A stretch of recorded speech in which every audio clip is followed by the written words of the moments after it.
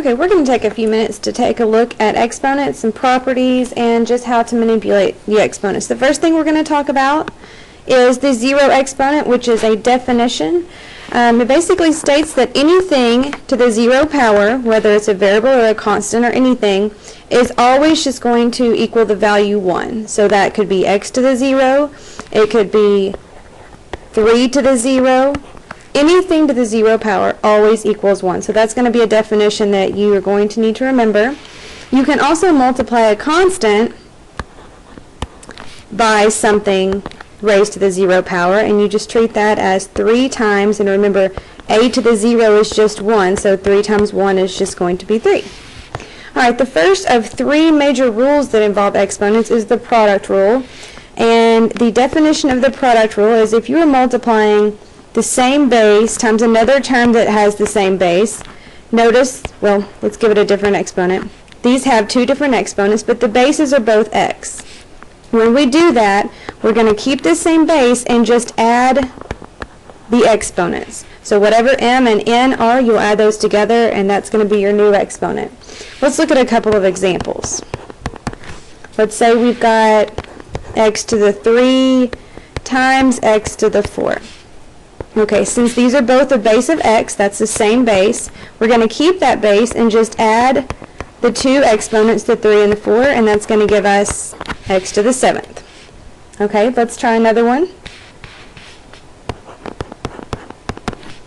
Let's say we've got y times y to the 9th. Now remember, this is an understood exponent of 1. So bases are both y.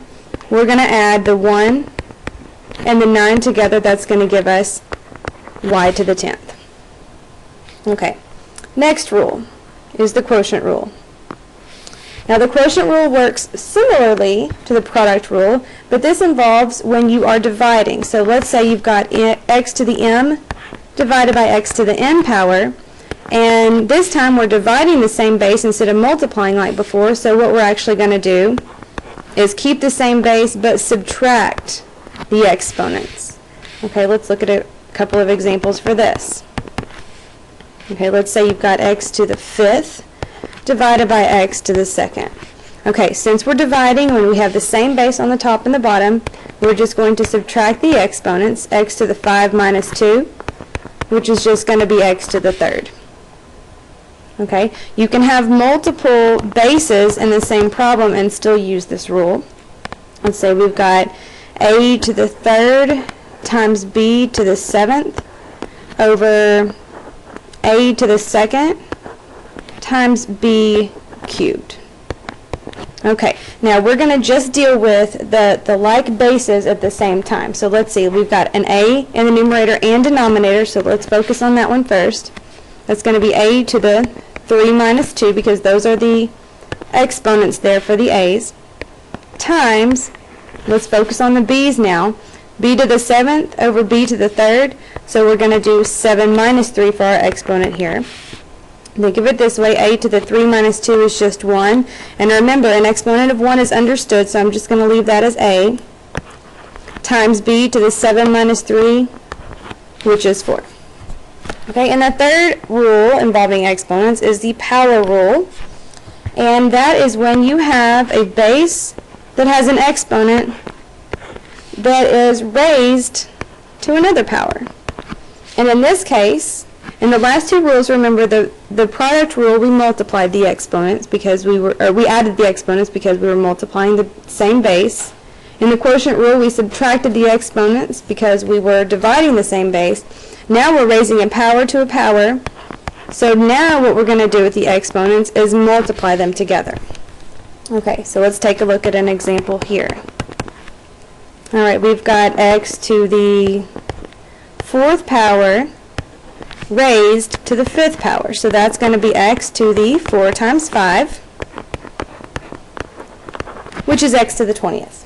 Okay, so basically the rule here is just multiply the exponents. Another way of thinking about this is if you break it down, this would be x to the 4th 5 times, so that'd be x to the 4th times x to the 4th times x to the 4th and so on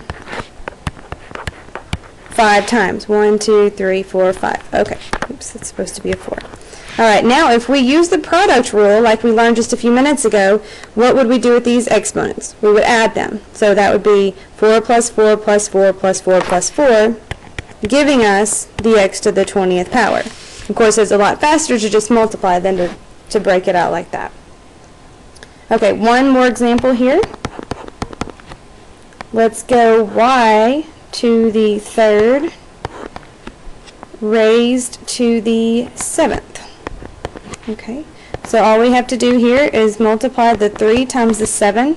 That's going to give us an answer of y to the 21st power. Okay, now we're going to talk about a few things we can do with exponents to simplify them. Sometimes you'll have multiple terms. Let's change this to a different color.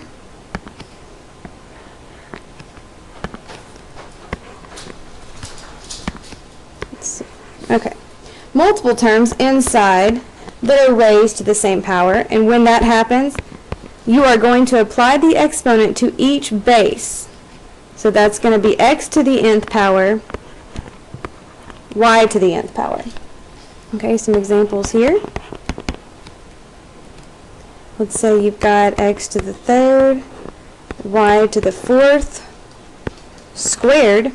So we're going to apply this squared to the x to the 3rd and to the y to the 4th. Okay, so using that power rule, this is going to be x to the 3rd to the 2nd power, so we're going to multiply those exponents, and then y to the 4th raised to the 2nd power. Multiplying those exponents also, we get x to the 3 times 2, which is 6, times y to the 4 times 2, which gives us 8. Okay, this also works if you have a constant involved. Let's say you've got 2x to the 4th, y to the 2nd, all raised to the 3rd power. Now remember, each base is getting raised to the 3rd power, including the constant 2. So let's do this first. 2 to the 3rd times x to the 4th to the 3rd, so that's going to be 4 times 3. Y to the 2nd to the 3rd, so y to the 2 times 3. Okay, 2 to the 3rd is 8, and then 4 times 3 is 12, so that's x to the 12th. Y to the 2 times 3 is going to be y to the 6th. Okay, now let's talk about raising a quotient to a power. This is going to be similar, except we're going to be dividing instead of just all the terms multiplied together.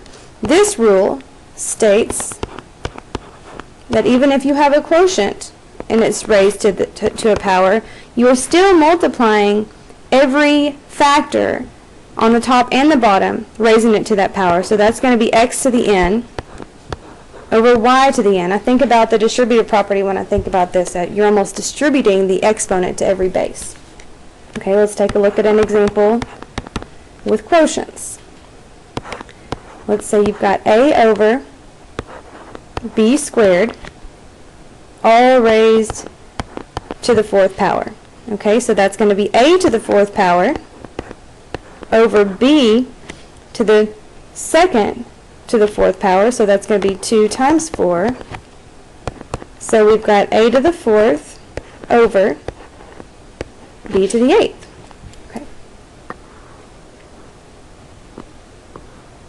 Now, a lot of times you'll come across negative exponents, sometimes when you start the problem and sometimes as you're working through it. The rule with negative exponents is it's not actually simplified if there's still a negative exponent hanging around. So what a negative exponent means is just a clue that you need to flip the base or invert it. In other words, so that x to the negative a is going to be 1 over x to the just a. Notice we dropped the negative when we did that. It could be the other way around. It could be 1 over x to the negative a that way, where the x is already in the denominator.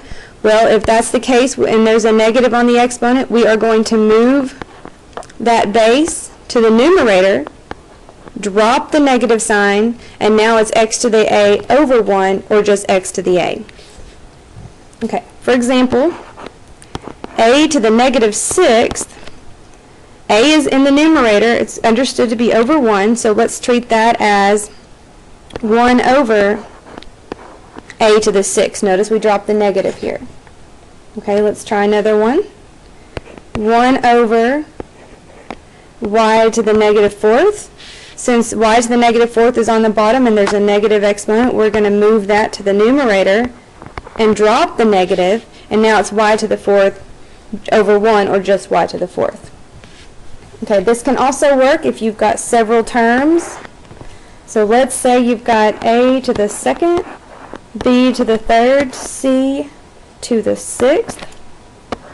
All of that over a to the 4th, b to the 9th, and c to the negative 3rd. And on top of all that, let's raise it to the negative 3rd power. Okay, the first thing I'm going to do here is distribute this exponent, negative 3, to every single base in this whole entire term. So that you've got 3 bases on top, the a, b, and c, and 3 bases on the bottom. Okay, so let's take a look at what this is going to do. A squared to the negative 3rd, remember, power raised to a power we multiply, so that's going to be a to the 2 times negative 3, and I'm going to go ahead and just convert that to the negative 6. B to the 3 times negative 3 is b to the negative 9th. C to the 6 times negative 3 is c to the negative 18th. Okay, we've got all the terms on the numerator. Now let's just distribute this exponent to every term in the denominator. A to the 4 times negative 3 is a to the negative 12. B to the 9 times negative 3 is b to the negative 27th power. And c to the negative 3rd times another negative 3rd is a positive 9. Okay, now that's all great, but we also notice we have the same bases in the numerator and denominator, so let's use the quotient rule to clean that part up next. Okay, so the a is going to be a to the negative 6th minus negative 12. Watch out with your signs here. And then b to the negative 9th minus negative 27. And then c to the negative 18th minus a 9. Okay, so let's see what that gives us. All right, negative 6 minus negative 12, that's like saying plus 12. That's going to be a to the 6th. B to the negative 9 minus 27, that's like saying plus positive 27. So that's going to be the positive 18th power. And then C, negative 18 minus 9 is a negative 27. Okay. Normally we would be finished at this point, except for the fact that we still have a negative on the C term. So the A term is okay. The B term has a positive exponent, it's fine, but since the C has a negative exponent, I'm going to move that whole C to the 27th to the denominator and drop the negative sign.